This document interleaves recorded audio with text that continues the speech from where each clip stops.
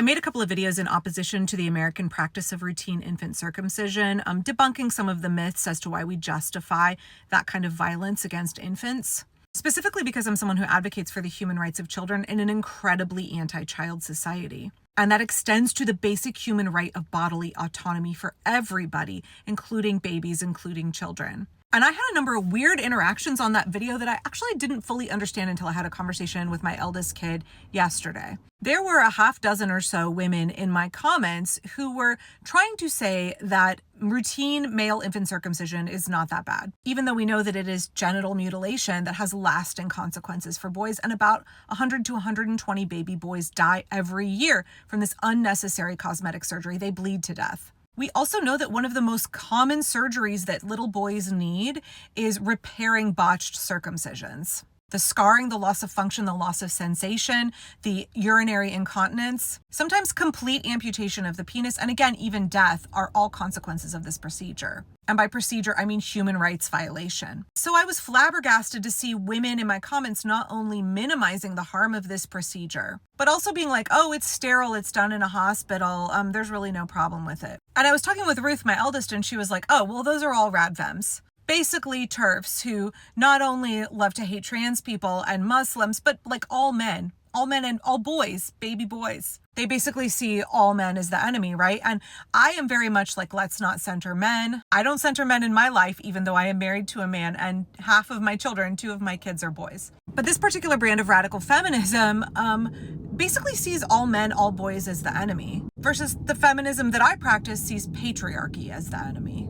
One of my favorite hashtags that I love to use on TikTok is hashtag why are men, but it really is more like why is toxic masculinity? And I think the rad femmes in my comments who are trying to basically justify violence against babies because they happen to be babies with a penis really fail to understand that the ways that we hurt boys in our culture that are directly tied to the patriarchy and white supremacy, because circumcision in this country is primarily a white evangelical practice. And the way we view it as more hygienic absolutely has to do with white supremacy. That the patriarchy and white supremacy, and of course capitalism, that trifecta I talk about a lot, they hurt men too, and hurt people hurt people. Hurt boys, hurt men, they hurt women, they hurt children. If you cannot see the dignity and humanity of boys and men and understand that the way the patriarchy harms them, then from a purely selfish perspective as a woman, can you not understand how the patriarchy weaponizes men to hurt you?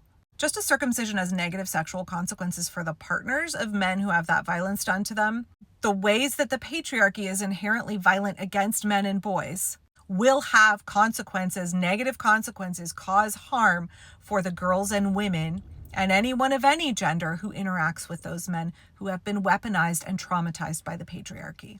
Again, my 22-year-old was talking about how there is this resurgence of radical feminism in her age group. And I think that's true. The women in my comments all appeared to be late teens, early 20s. And I know that there's a contingent of older Gen X who are rad femmes who are out there preaching their message to Gen Zers. But radical feminism is not feminism, just like white feminism is not feminism. If your work is not for the liberation of all women and girls, it's not feminism. Oppressing men does not create the liberation of women. Committing violence, denying the human rights of men and boys, does not create liberation for women and girls. Like, yes, we need to decenter men. Yes, okay, conversations about the 4B movement or like women who don't want men as partners unless they have proved themselves worthy, right? I have said that in many videos. I don't want a man in my life unless he makes my life better. If a man wants a spot in my life, he has to earn it. I don't center my decisions or my thoughts or my attention on men. But that's not the same thing as hating on all men. And I've argued that misandry isn't a real thing, but I think for rad femmes it is, in a way that they don't understand how that hatred of men is not decentering men, it is hyper-centering men. And therefore being blinded to the ways that hatred of men actually reinforces the patriarchy or justifies the actions of the patriarchy in harming boys and men and weaponizing boys and men to harm women and girls. And again, not to use gender exclusive language, to harm everybody. So I don't know, it's kind of troubling for me to see a resurgence in rad femme comments. I really kind of thought that movement was put to bed years ago, that it was just a chunk of, older, predominantly white women who are so mired in their own bigotry that they spend their energy hating trans people, hating Muslims, often hating mothers and children, and really using that hatred to reinforce the patriarchy and reinforce systems of oppression, rather than putting their energy into working for the liberation of all girls and women. So yeah, it's concerning to see that behavior pop up, those kind of comments pop up. And I really appreciate the way that my Gen Z kids will take the time to explain to me social dynamics online, especially trends and issues in their own demographic. And they bring a different perspective to the conversation that I'm always really grateful for.